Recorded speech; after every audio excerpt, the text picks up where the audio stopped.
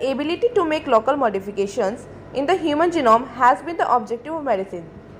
Since the time it was established that DNA is the basic unit of heredity, gene therapy is understood as the desired improvement by means of correction or alteration of genes or by site-specific modification that have therapeutic effect on the target gene. Hello everyone, today I Manju would like to give a brief on gene therapy and recent advances related to it. This is the name originally given to methods that aim to cure an inherited disease by providing the patient with the correct copy of the defective gene. Gene therapy has now been extended to include attempts to cure any disease by introduction of a clone gene into the patient.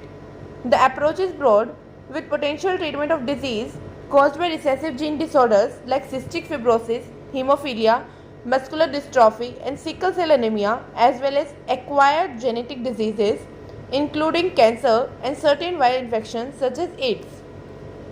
Gene therapy is broadly classified into two groups, that is germline therapy and somatic cell therapy. In somatic cell therapy, the recipient's organ DNA is changed, but the change is not passed to the next generation.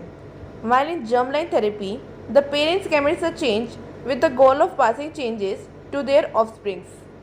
There are two ways to perform gene therapy, in vivo and ex vivo. In vivo rectification involves the direct delivery of health genes into the patient's body via nanoparticles and non-pathogenic viruses.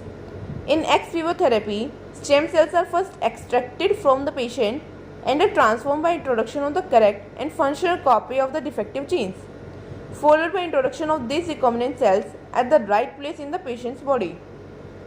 Irrespective of the method chosen to perform gene therapy, there are basically some common mechanisms that include gene augmentation therapy, gene inhibition therapy, and the killing of specific cells. Gene augmentation therapy involves the introduction of the functional gene into the body cell carrying its defective and non-functional counterpart so as to overcome the deficiency.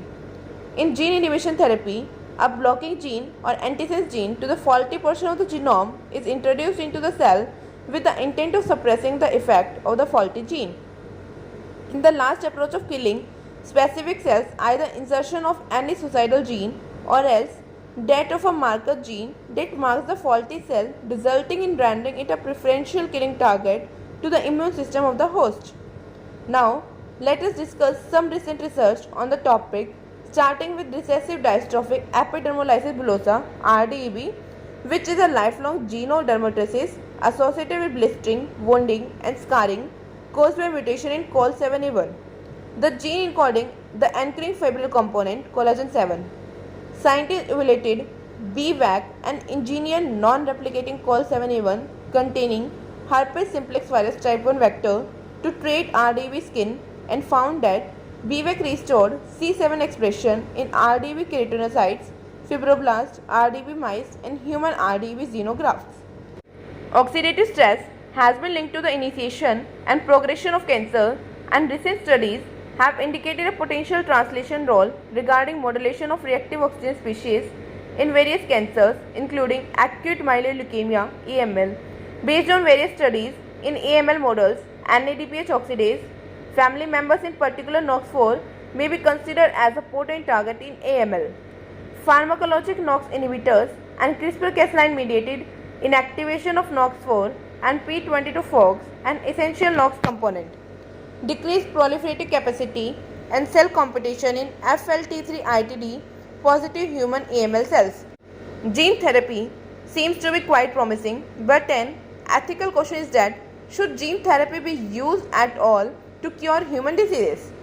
As with many ethical questions, there is no simple answer. According to me, there should be no objection to the routine application via respiratory inhaler of correct versions of the cystic fibrosis gene as a means to manage this disease. On the same lines, if bone marrow transplants are acceptable, then it is difficult to argue against gene therapies aimed at correction of blood disorders via stem cell transfection. And cancer is such a scary ailment that the withholding of the effective treatment designs on moral grounds could itself be criticized as immoral. However, it is also important to visualize and keep in mind the long-term repercussions of this corrective measure called gene therapy. Hope you all found it informative and were able to grasp some facts about the topic. Here I want to acknowledge Archana ma'am and Brahmjit for initiating this kind of channel where we students as well as teachers can deliver our favorite stuff for social benefits. I thank you both